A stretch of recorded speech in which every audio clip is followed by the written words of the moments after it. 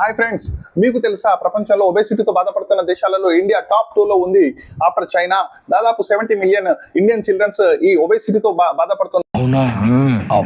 అయితే ఒబేసిటీ రావడం గల ముఖ్య కారణాలు ఏంటి అంటే మన యొక్క ఫుడ్ హ్యాబిట్స్ మారిపోవడం వల్ల, దాని తర్వాత మన డైలీ రొటీన్ లైఫ్ అనేది మారిపోవడం వల్ల.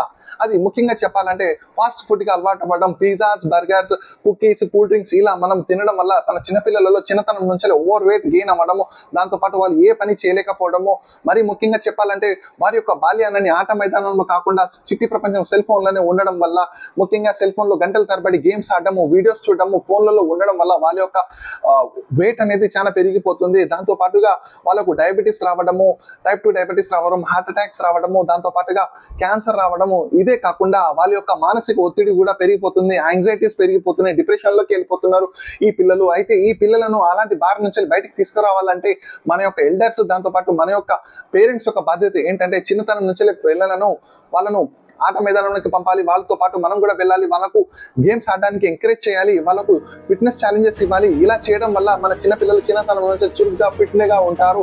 అయితే దీనిపైన కంప్లీట్ ఒబేసిటీ పైన కంప్లీట్ వీడియో కావాలి అనుకుంటే కింద లింక్ లో డిస్క్రిప్షన్ ఇస్తాను, వెళ్ళి ఆ వీడియో తప్పకుండా చూడండి.